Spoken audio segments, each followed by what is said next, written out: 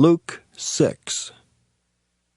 And it came to pass on the second Sabbath after the first, that he went through the cornfields, and his disciples plucked the ears of corn, and did eat, rubbing them in their hands. And certain of the Pharisees said unto them, Why do ye that which is not lawful to do on the Sabbath days?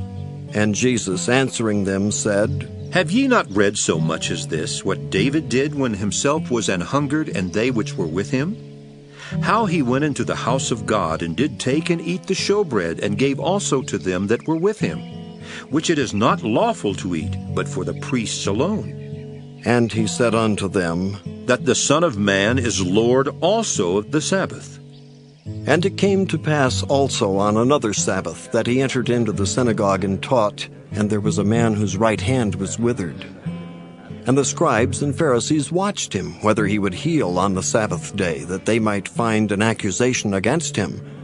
But he knew their thoughts, and said to the man which had the withered hand, Rise up and stand forth in the midst.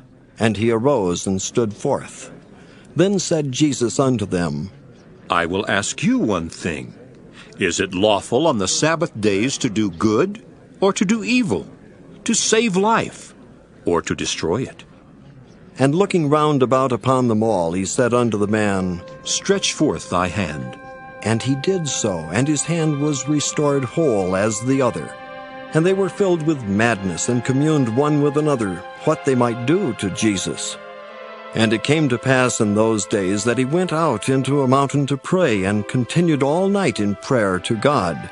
And when it was day, he called unto him his disciples, and of them he chose 12, whom also he named apostles: Simon, whom he also named Peter, and Andrew his brother, James and John, Philip and Bartholomew, Matthew and Thomas, James the son of Alphaeus, and Simon called Zelotes, and Judas the brother of James, and Judas Iscariot, which also was the traitor.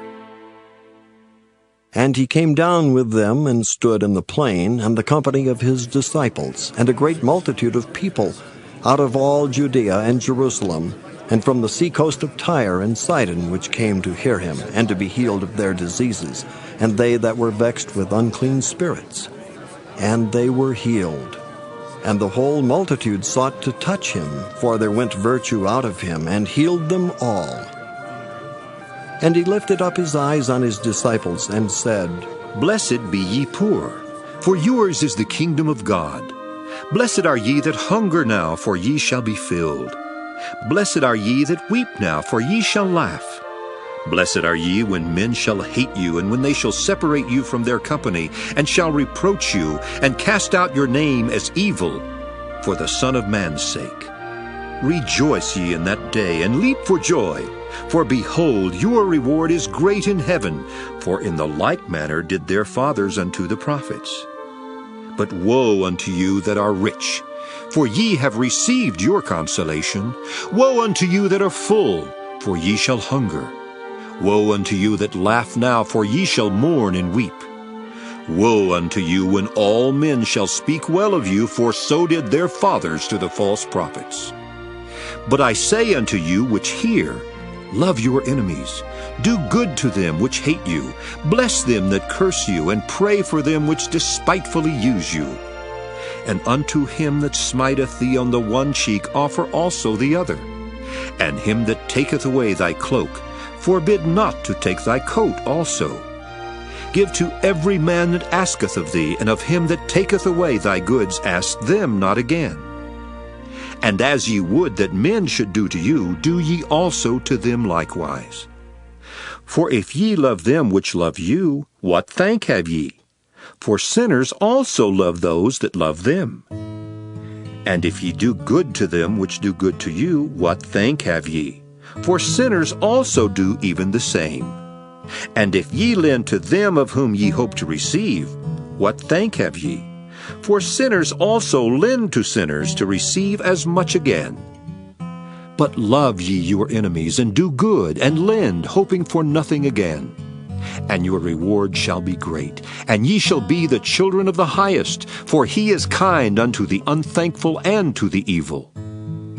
Be ye therefore merciful, as your Father also is merciful. Judge not, and ye shall not be judged. Condemn not, and ye shall not be condemned. Forgive, and ye shall be forgiven. Give, and it shall be given unto you. Good measure, pressed down and shaken together and running over, shall men give into your bosom. For with the same measure that ye mete withal, it shall be measured to you again.